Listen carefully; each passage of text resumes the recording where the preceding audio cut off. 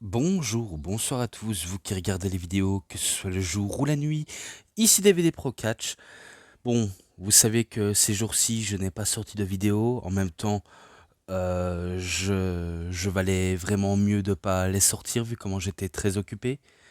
Oui, à aller avec des amis, faire les magasins, balader, et, et j'en passe des trucs, ou encore faire ce que je fais toujours chez moi, bosser, bosser, bosser. Donc pour ça, je préfère vous l'avertir, même si vous vous en battez les roubignoles, mais je préfère être direct, comme ça, il n'y a aucun souci, aucun problème, aucun mal à, à se justifier. Au moins, ça valait la peine. Et en même temps, vu comment je sais qu'on est à l'approche de All-In, plus la semaine prochaine, Bash in Berlin, donc il y a pas à dire, je serai un peu occupé. Mais que je ferai bien sûr des reviews. Mais là n'est pas la question, là c'est plutôt les DVD, auxquels bien sûr on s'attaque encore, direct, mais sur bien sûr un DVD anglais, qui n'est pas en français malheureusement, mais que ça concerne les shows hebdomadaires qui ont eu accès en live en Angleterre. Et je parle bien de Alive in the UK, donc les shows Raw, NXT, Superstars et SmackDown sont inclus dans le double DVD. Donc bien sûr une pochette de 2 DVD qui s'est déroulée en avril 2010. Les dates ne sont pas précises, mais c'est en avril 2010. Au cas je sais. Donc voilà. Et ça, c'est les résumés. Mais je vais prendre le papier, parce que là, vous voyez bien qu'il y a 2 DVD à l'intérieur. Mais le papier que j'ai fait, bien sûr, si je veux, je peux citer ici. Et le reste que j'ai marqué, vu comment c'est pas top top, je préfère vous les citer. Alors, dans le premier DVD, on passe du côté de Raw, mais il y a aussi du côté de NXT. Et si ça vous intéresse, je pourrais citer en premier les bonus, pour que on avance petit à petit. Donc en bonus du premier DVD, excusez-moi si j'ai un peu roté ou eu le hockey, je m'en excuse. Bah, pour le bonus, eh bien, on a eu un match par équipe entre les Rockers contre The Fabulous Rougeau Brothers, donc les Rockers Shawn Michaels et Marty Jannetty, contre Jacques Rougeau et Raymond Rougeau, qui s'est déroulé à Londres en Angleterre le 10 du 10 1989. Donc le 10 du 10, bien sûr, c'est bien sûr le 10 octobre. 10 octobre, on va dire ça. En plus, j'ai raison, c'est 10 octobre, l'année auquel je suis né. Étonnamment. Ah là là, même si je suis un peu à côté de la plaque, mais c'est parce que des fois je m'y perds un petit peu. Dans ce match-là, je me rappelais que c'était pas mal, c'était vraiment pas mal, mais que... Ah merde, en plus j'ai oublié de le noter. Ce n'est pas grave vu comment je vais le noter maintenant, vu comment je l'ai carrément... Attendez, il faut voir si je me suis pas trompé. Ah ben si, je l'ai noté. C'est dans l'autre feuille, oui, parce que j'ai 2 feuilles à côté. Donc c'est pour ça que je suis pas très bien attentif, mais je vais essayer. C'était bien, je me rappelais qu'au début, il y a eu concours de popularité entre les 2 équipes. Par exemple, qui fait le meilleur sous-carpé entre les Rougeaux et les Rockers. Bien sûr, le public ont voté les Rockers parce que c'est eux qui font le mieux. Des petits acrobaties patati et patata.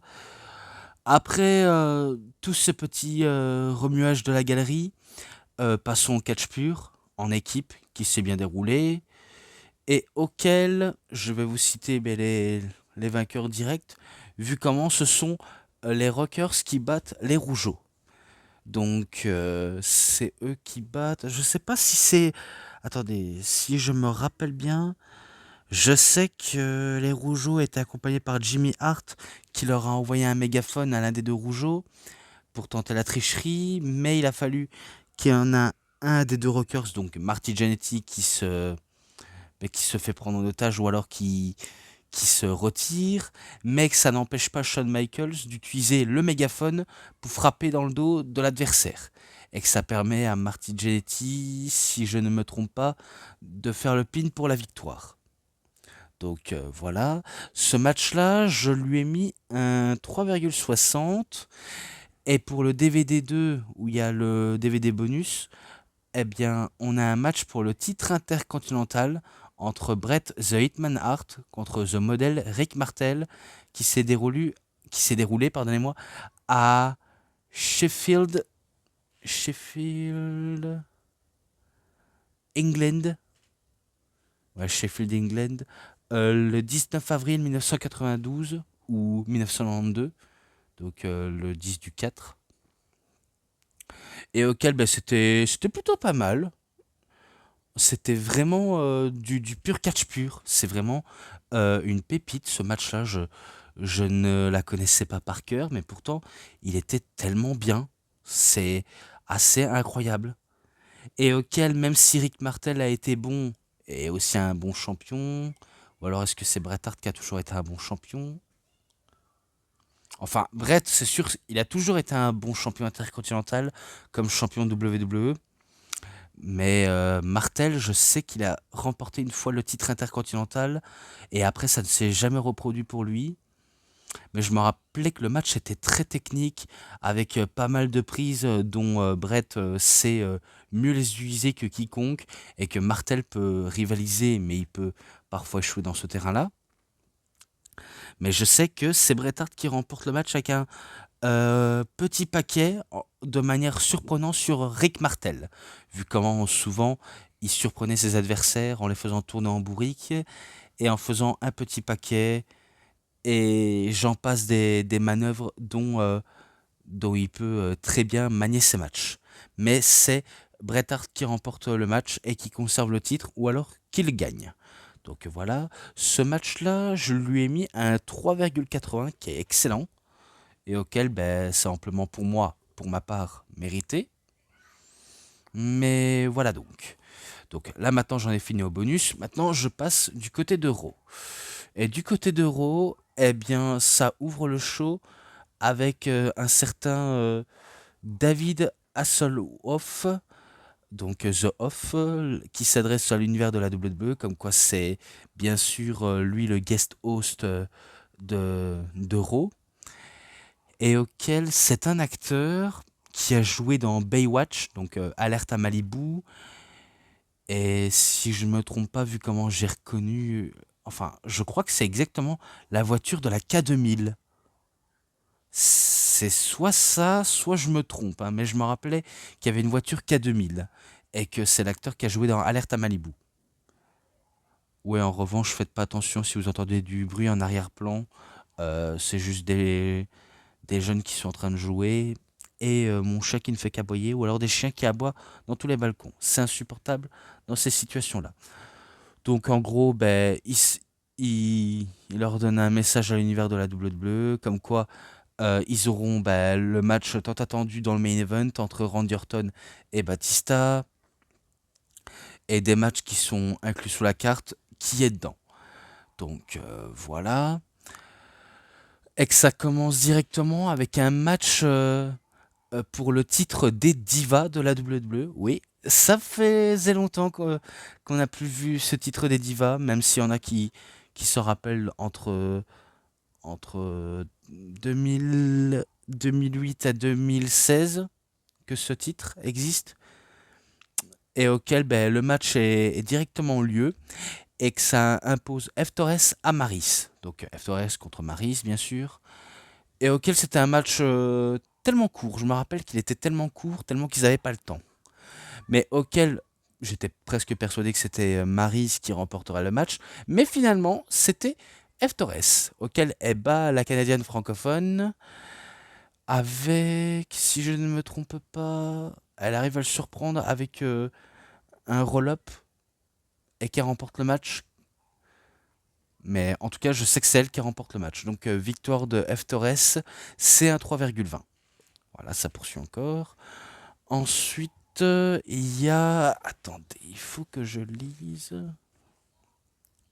Bret the Hitman Hart et The Hart Dynasty confrontent les champions unifiés du monde par équipe, The Show Miz, donc le Miz et Big Show, euh, sous le ring, et il les confronte, et auquel, bien sûr, je sais que le Miz, il va se montrer très arrogant envers Bret Hart, auquel, ben, il va un peu tacler la Hart Dynasty, notamment David Hart Smith, parce que son père, le British Bulldog, est plus connu sous le nom de Davey Boy Smith ou du British Bulldog, qui a fait équipe avec The Dynamite Kid dans... Pardonnez-moi. Qui a fait équipe avec The Dynamite Kid dans les British Bulldogs. Et auquel le Miz va pas hésiter à lâcher un pic, et auquel David veut, on va dire, entre autres, ben, prouver à quel point il peut être digne de son père, à faire mieux que lui, tout en mettant en valeur son héritage, que ce soit en Europe ou ailleurs. Il se bat tout de même pour son père, qui n'est malheureusement plus là, mais qui le fait tout de même pour lui. Bon, après, les champions par équipe lui font une offre. S'ils gagnent ou ils perdent, ils ont peut-être une chance pour les titres unifiés par équipe. Voilà. En gros, c'est un peu ça leur marché. Et auquel le match va avoir lieu entre le Miz et David Hart Smith. Donc en un contre un cette fois-ci, auquel le match est aussi très rapide, vu comment il y a eu une pub publicitaire, et auquel on n'a pas tout vu le match en entier. Enfin, moi personnellement, j'ai pas vu le match en entier. Et ça va pas empêcher le Miz remporter le match. Mais grâce à l'intervention du Big Show, qui a profité de faire un roulé-roulé sur Tyson Kidd vers le ring pour le donner un KO punch, mais dans le bas du dos de D.H. Smith, qu'on connaît bien sûr sous le nom du British Bulldog Junior, de Davey Boy Smith Junior, ou encore de son vrai nom, Harry Hart Smith, auquel il se fait allumer par un Skull Crushing Finale, et il perd contre le Miz. Et auquel ce match-là, je lui mets un 3,5. Voilà, je lui mets un 3,5. Ensuite, ça poursuit encore. Ça va pas s'arrêter ici. Raw Flashback, David Otunga, guest host on Raw. Dave Bautista speak to David Otunga in the locker room. Donc, tout d'abord, on nous montre le flashback de ce qui s'était passé lors du dernier Raw précédent, auquel David Otunga était le guest host du Raw, pardonnez-moi, et auquel il s'était associé avec John Cena pour affronter Show Miz pour les titres unifiés par équipe, mais auquel ce dernier ne voulait pas faire équipe avec John Cena. Il a juste fait pour se servir de lui, pour montrer à quel point, certes, il a une certaine privilège de faire équipe avec lui, mais juste pour l'entuber. Et il a bien vraiment entubé, vu comment Cena a perdu le match pour les titres par équipe, et auquel dans les vestiaires, il parle avec Batista, auquel il le félicite pour ce petit coup de pute qu'il a fait à John Cena, parce que pour rappel, Dave Batista était heel à cette période-là, et c'était un heel totalement intimidant, abus de lui-même, quelqu'un qui veut avoir la lumière uniquement sur lui, et prouver à quel point il marche seul tout en étant une top star. Et auquel, bien sûr, le guest host du show, David Hasselhoff, qui dit qu'il va affronter John Cena, et que ça va commencer directement après le match entre Evan Bourne et Carlito. C'est tout ce que je sais. Donc, bien sûr, il y a Evan Bourne contre Carlito, et auquel il n'y a pas de surprise pour moi, vu comment c'est Evan Bourne qui bat rapidement Carlito, qui était très court mais pourtant très bon. Donc victoire de Evan Bourne, c'est un 3,5 également.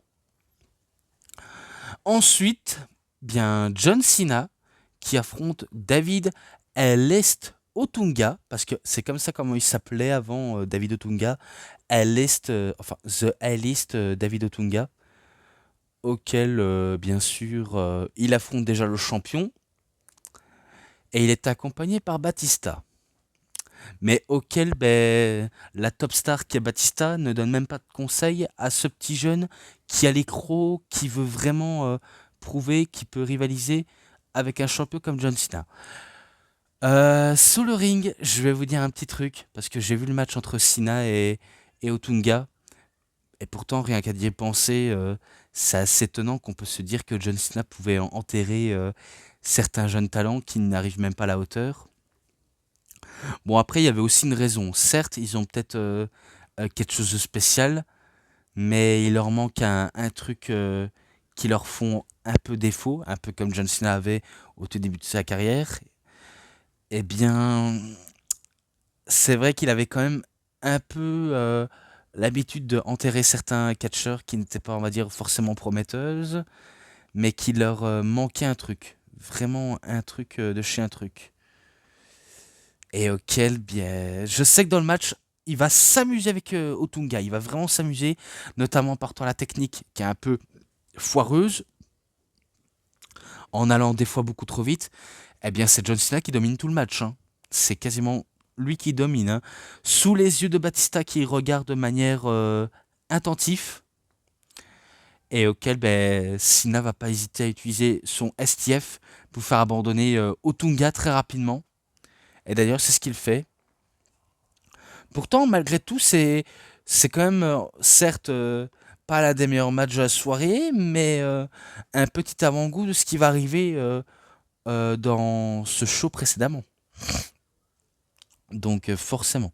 Donc, sans être objectif, malheureusement, je lui mets un 3,40, vu comment les déroulements de l'histoire, on peut la connaître si on la suivait à cette période-là. Moi, je me rappelais que les shows en Angleterre passaient comme ça à la télévision. Je prêtais pas forcément trop d'attention, si ce n'est qu'à regarder et peut-être à admirer. Mais iconiquement, enfin, regarder de manière iconique, je me disais pas que c'était très iconique. Alors que maintenant, avec du recul, je me dis, bah, c'était quand même une bonne période. En tout cas pour moi en tant que fan de catch. C'est tout ce que je peux dire. Donc voilà, j'ai tout dit là-dessus. Maintenant, bien, on a Sheamus qui affronte Kofi Kingston, auquel je sais qu'il va commencer par une promo, et auquel, ben, certes, on est en Angleterre, mais il n'est pas apprécié comme il se doit, alors que l'autre catcheur auquel va arriver, donc Kofi Kingston, sans être anglais, ben, il est bien apprécié, et auquel ben, il veut directement passer à l'action face à Sheamus, notamment en ne pas perdant une miette de répit. Donc comme j'ai dit, il s'adresse d'abord à l'univers de la WWE et on passe au combat. Auquel le match était bien, je vais pas vous le mentir, c'était bien jusqu'à ce que Sheamus commence à se faire disqualifier en utilisant un émetteur, enfin un petite télévision de la table des commentateurs, alors que certes Kofi il pouvait avoir le match dominant, mais Sheamus qui était heel à cette période-là est très mauvais joueur. Il décide de se faire disqualifier en détruisant petit à petit Kofi et en l'allumant avec un Brogue Kick. Et voilà comment se conclut. Pourtant, celui-là, le match était bon. Là, il était un peu mieux que celui de Cena et Otunga. Mais fin un peu décevante pour ma part. Donc c'est un 3,40 également aussi. Ensuite. Qu'est-ce qu'on a? Carlito et Vladimir Kozlov meet in the David Hasselhoff's office. Donc, en gros, Carlito et Kozlov sont dans le bureau du guest host, donc David Hasselhoff, auquel ils veulent avoir un match revanche, mais auquel ils n'auront pas une réponse tous les deux. Dommage. Ensuite, Josh Matthews qui interviewe Randy Orton, comme quoi Randy Orton va affronter Batista, et auquel il va pas lui donner une seule miette de répit ni en guise de pardon. Donc voilà comment se conclut ça. Ensuite, match spécial, on va dire ça comme ça, match spécial. Baywatch Babe triple threat, tag team match avec guest host David Hasselhoff et en arbitre spécial Santino Marella, ou alors plutôt il est déguisé en maître nageur, alors que les catcheuses auxquelles je vais vous citer, donc Kelly Kelly, Gail Kim contre Gillian Hall et Rosa Mendes contre les Bella Twins, donc Nikki Bella et Brie Bella, sont habillés en maillot de bain de la série Alerte à Malibu. Donc, bien sûr, en ajoutant les filles sexy en maillot de bain, on amène le maître nageur, le, le comique sympathique canadien italien à mono-sourcil très sympathique, encore très sympathique, Santino Marella, qui est encore là pour nous faire marrer. Auquel le match aussi est très courte. Malheureusement, c'est très courte. Ah là là, c'était tellement court et pourtant très drôle. Je me rappelais qu'il était drôle. Et auquel, certes, dans le ring, c'était pas ouf. En même temps, quand il y a un match de diva à cette période-là, on s'en battait un peu les roubignoles. Quand tu étais dans ta télévision, tu pouvais soit rester ou alors partir pisser ou manger un petit truc jusqu'à ce que ça se termine. Et pourtant, ça s'est terminé très rapidement que c'est les Bella Twins qui battent les équipes auxquelles ils ont affronté. Donc pour ça, c'est un 3,10. Mais à la fin, Santino, il a avalé son sifflet et il a perdu connaissance. Il s'attendait peut-être que l'une de ces demoiselles lui fasse du bouche à bouche, comme dans Alerte à Malibu. Mais la musique de Hornswoggle qui arrive pour sauver le maître nageur Santino, il veut lui retirer le sifflet, mais pas moyen. Euh, il monte sur la troisième corde et fait un mini frog splash qui lui fait cracher son sifflet. Alors que Santino, bien sûr, il s'attendait que ce soit l'une de ces dames qui lui fasse du bouche à bouche pour ça. Mais non, dans ton derrière. De manière sympathique. Donc voilà. Je crois que je m'arrête ici. Et là maintenant, on passe vraiment, vraiment aux choses sérieuses. Randy Orton contre Batista. Et c'est le main event. Et là, c'était excellent. Tellement excellent, même si c'est un rythme lent, méthodique, mais qui veulent prendre leur temps. Ça se sentait quand c'est Randy Orton qui le faisait. Alors que Batista, lui, c'est plutôt destruction sur destruction, mais auquel il s'adapte bien avec le style d'Orton. Et je vais pas vous mentir, il y a eu bah, encore une toute fin auquel j'ai pas trop forcément aimé, malheureusement.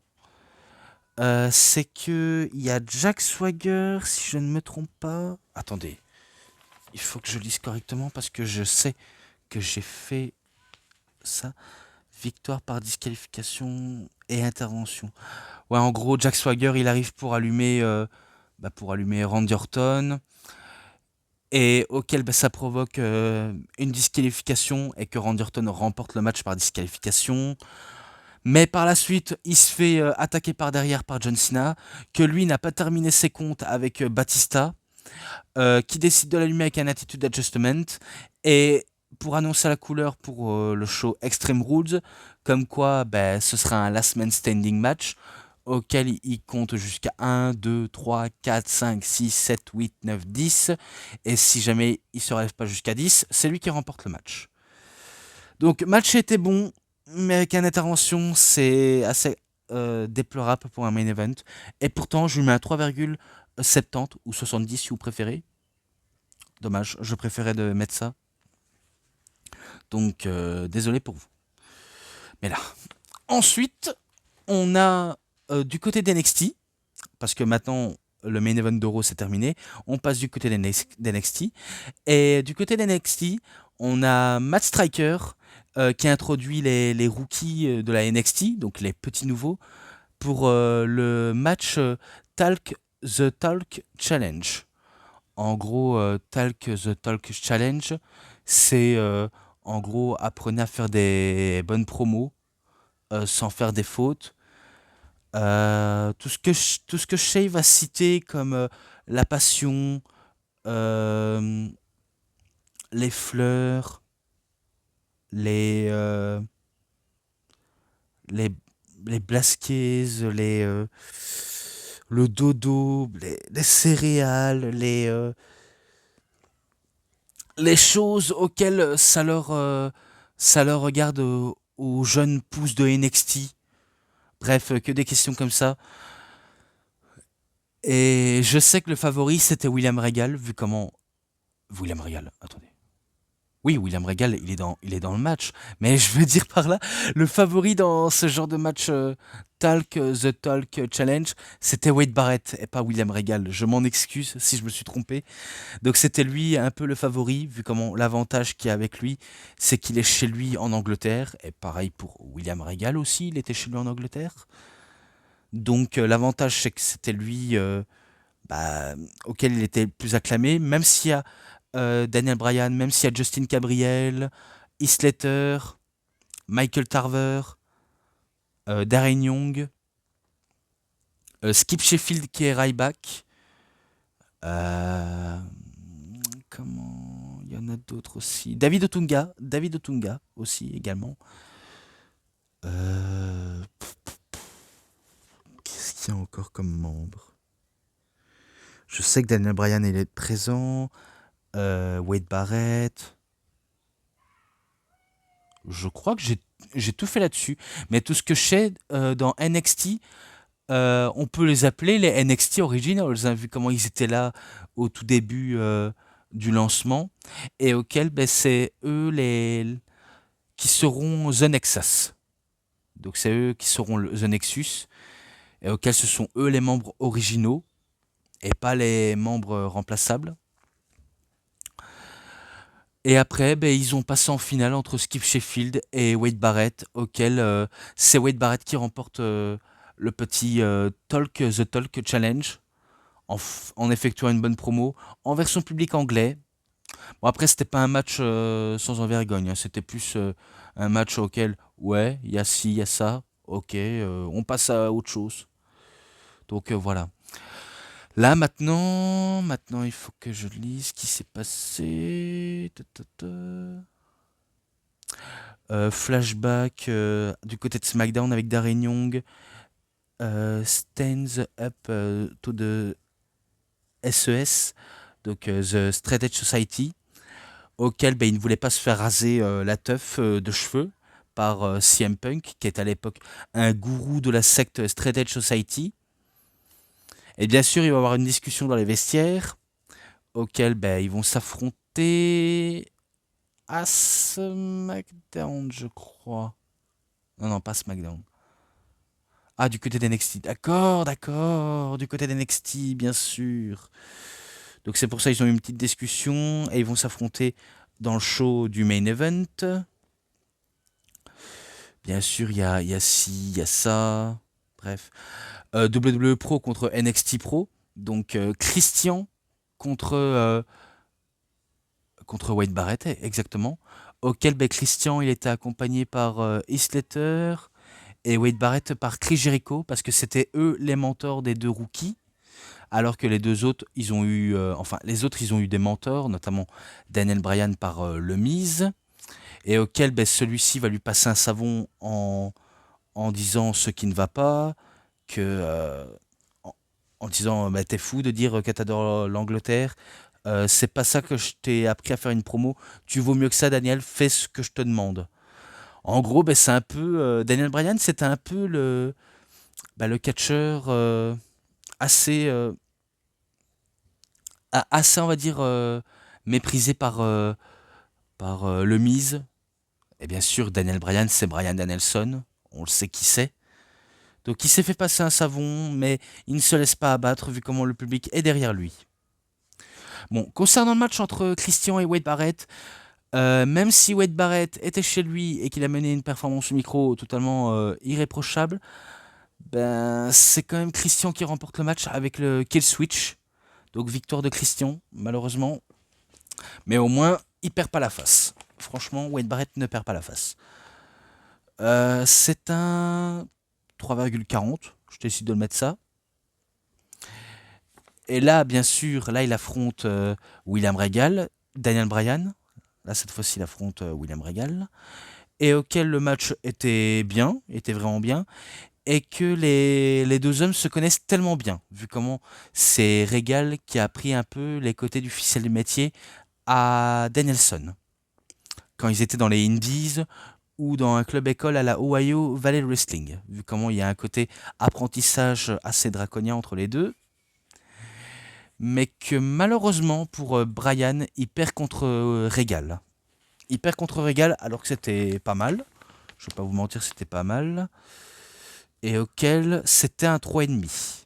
Et par la suite, il se fait dégager par le Miz, Regal, et Mizu fait un Skull Crushing Finale sur Brian, l'air de dire qu'il avait beaucoup déçu. Et d'ailleurs, vous vous rendez compte que le Miz, à cette période-là, il avait quand même pas mal tout réussi. Devenir champion unifié par équipe, champion des États-Unis, et dans pas longtemps à cette période-là, il allait devenir Monsieur Money in the Bank, et presque à la fin de l'année, devenir champion WWE.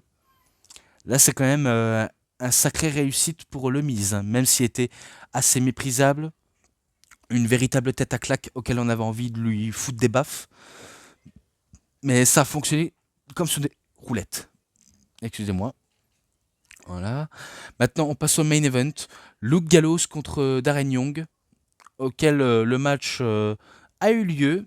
Et j'espérais que Gallows allait punir Darren Young sur l'ordre de CM Punk.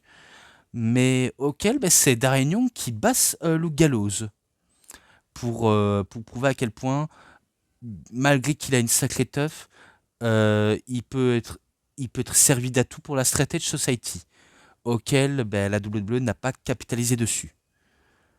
Et bien sûr, tout le concept c'était NXT Rookie Pro contre WWE Pro.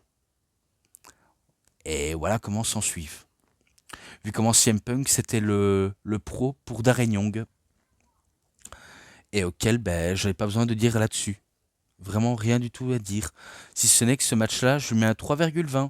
Et voilà comment ça s'arrête pour l'épisode NXT. Et que je passe du côté du DVD 2, du côté de Superstars.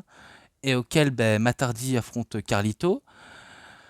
Dans le match-là, Carlito va beaucoup s'acharner sur le bleu, enfin sur le bras qui est un peu endolori de Matt Hardy, vu comment il a un sacré bleu au niveau du biceps, mais qui n'empêche pas Matt Hardy de battre Carlito avec un Twist of Fate, et auquel c'est exactement ce qui a eu lieu, et auquel c'est un 3,40, vu comment le match était bien, même si le show Superstars, c'est un show auquel on s'en battait complètement les roubignoles, un peu comme Heat, Velocity, et plus tard Main Event, et malheureusement 205 Live aussi. Donc ce sont des shows auxquels on ne prête pas beaucoup d'importance. Malheur, malheur, hein. Vraiment malheur à ce qui est passé. Mais c'était quand même un bon match. Ensuite, on poursuit encore. Mais il y avait aussi un autre truc, mais auquel j'aurais dû mettre en avant. Qu'est-ce qu'il y avait Ask Up des Divas. Ouais, en gros, un peu un journal intime pour les divas auxquels ils expliquent ce qu'ils aiment bien, ce qu'ils aiment. Ensuite, il y a NXT Flashback, Talk the Talk Challenge, auquel j'ai pas besoin de faire le résumé. Mais le match entre Christian et Chavo Guerrero était excellent et auquel, sans surprise, c'est victoire de Christian qui le bat avec un kill switch sur Chavo. Ah, faut dire, même Chavo, je sentais qu'il était presque au début de la fin, comme Matardi, comme Carlito, comme la plupart des gens à cette période-là, ils étaient au tout début de la fin. Et c'était dommage, très dommage même.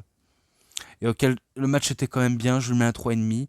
Ensuite, maintenant, au main event, Ted DiBiase Jr. contre Mantel Vantervius Porter MVP dans le main event, auquel je me rappelle qu'il faisait une promo pour hyper son match, même s'il n'a pas eu forcément trop de hype, malheureusement. Mais auquel il avait été opportuniste avec MVP en le battant très rapidement. Avec sa Million Dollar Dream bombe, je crois. Sa Million Dollar Dream auquel il je sais que Senior, donc Million Dollar Man, utilise comme soumission, mais parfois aussi pour exploser le dos de son adversaire. Et bien là, c'est ce que fait son fils. Même si on sait qu'à l'heure actuelle, il n'est pas épargné par la justice à propos parce qu'il aurait volé l'État. Et quand on vole à l'État, c'est casse-prison, forcément. Pour l'instant, on n'a pas de nouvelles de ça, mais on craint pour son avenir à Ted DiBiase Junior, malheureusement. Mais bon, pour ce match-là, entre MVP et DiBiase, c'est un 3,40 auquel je décide de mettre ça, et c'est fin pour Superstars, car maintenant on passe à SmackDown. Oui, enfin, on passe du côté de SmackDown, et du côté de SmackDown, on a Chris Jericho qui fait encore une promo à l'univers de la WWE, auquel Edge est rejoint, parce que tous les deux se plaignent qu'ils n'ont pas, on va dire, un match de championnat pour le titre poids lourd, des mains de Jack Swagger, auquel Jericho, il se plaint, Edge se plaint parce qu'il n'a pas su battre Jericho. Alors Theodore Long, il arrive en faisant une promo que Edge et Chris Jericho auront un match pour le titre poids lourd ce soir à SmackDown dans un triple threat, auquel on peut merci Teddy. Ensuite, Drew McIntyre contre Kane, et auquel le match, je me rappelle qu'il était bien. Il était vraiment bien. Certes, c'était pas fou, mais c'était bien entre deux grands colosses qui se foutent sous la figure. Mais à un moment donné dans le match, quand c'est Kane qui domine et qui voulait faire un chokeslam sur Drew McIntyre, eh ben McIntyre se tourne à l'extérieur, il ne veut pas continuer l'affrontement, mais il se fait rattraper par le slibard par Matt Hardy qui veut le ramener dans le ring, et pourtant l'arbitre totalement à côté de la plaque fait une disqualification alors qu'il n'y a pas eu de coup. C'est pas logique.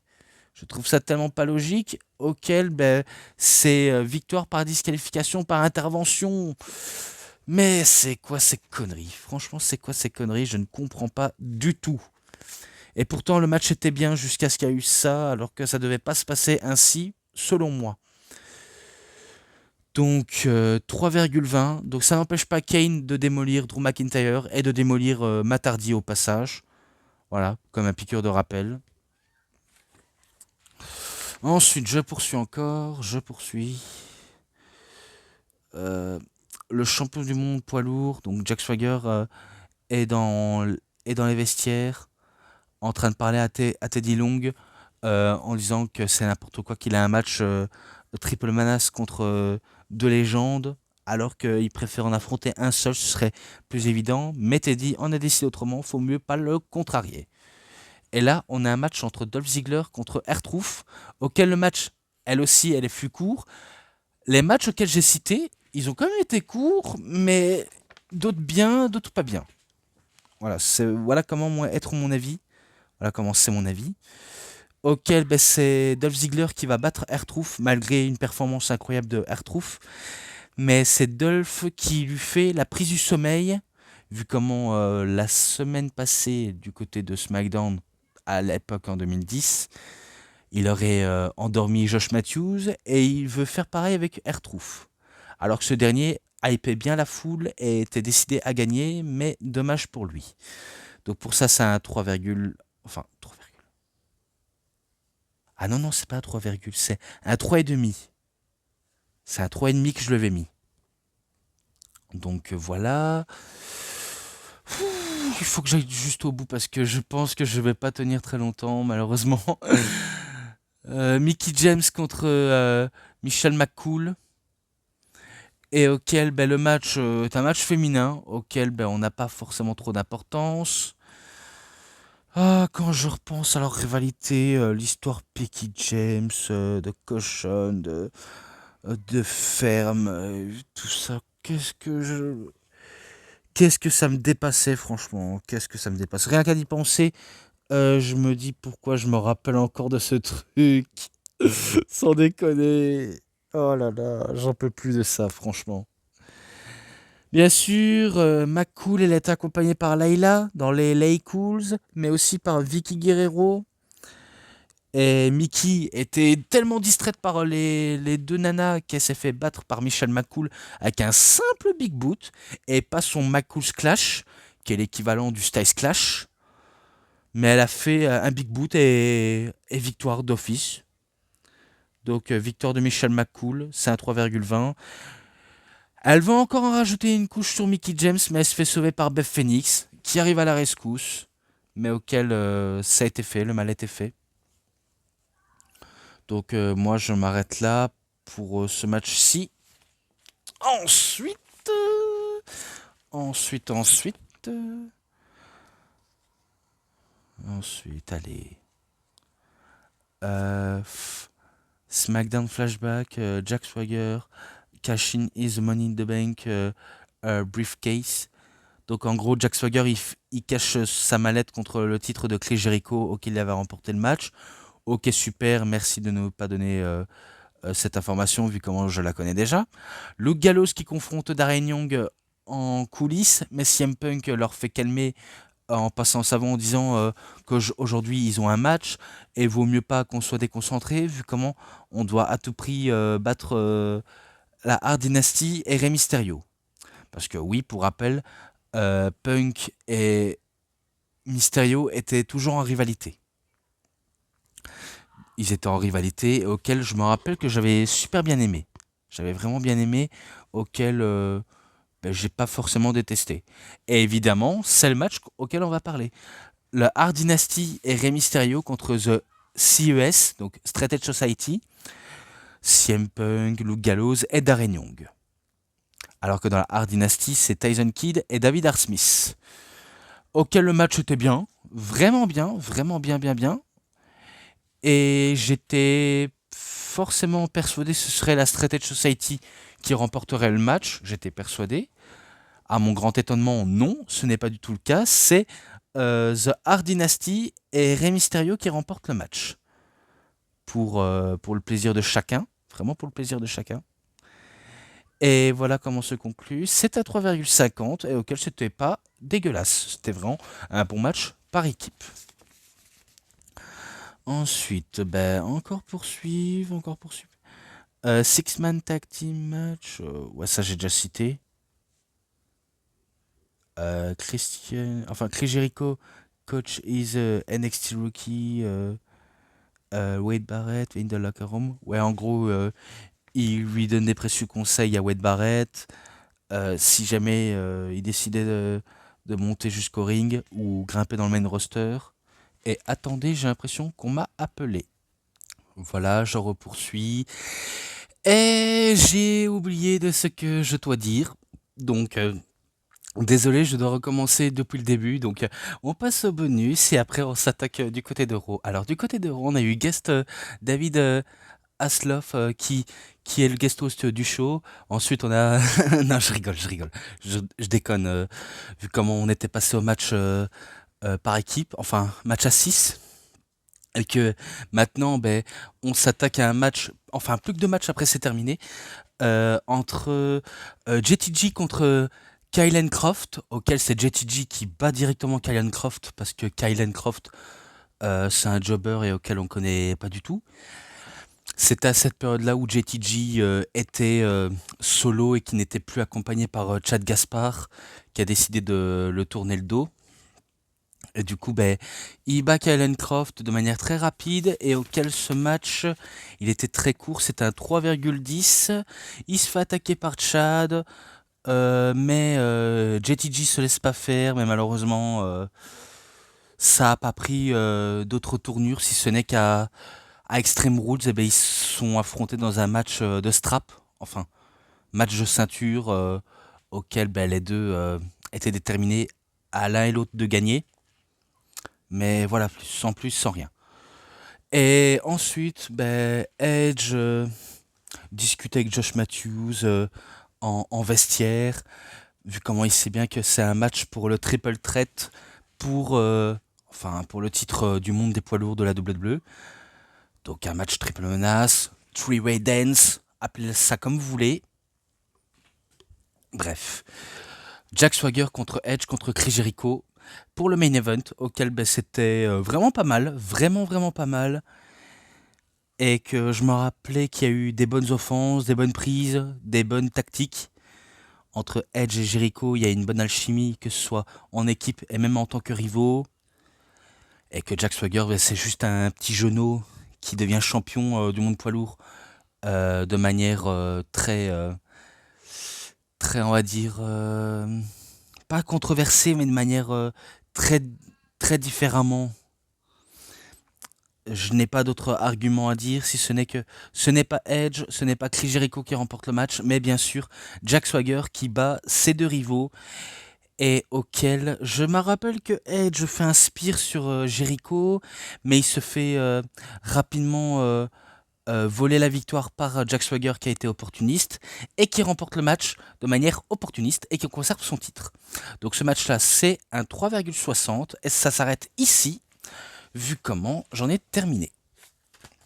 Donc voilà, pour la faire courte, les matchs, les bonus, les segments, les promos, les interviews et l'ensemble, 3,70 ou 3,70 pour mieux que citer que.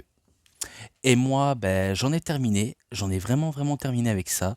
Donc c'est tout pour cette vidéo de review, c'était DVD Pro Catch. J'espère que ça vous aura énormément bien plu. Et si vous avez aimé cette vidéo, vous savez ce qu'il vous reste à faire. Likez la vidéo, commentez, partagez, abonnez-vous à ma chaîne et cliquez sur la petite cloche pour avoir plus des notifications et des prochaines vidéos. Et moi, comme d'habitude, je vous dis bonne journée, bonne soirée à tous. Au revoir tout le monde pour une prochaine vidéo. A plus à tous les fans de catch. Allez, bye bye tout le monde.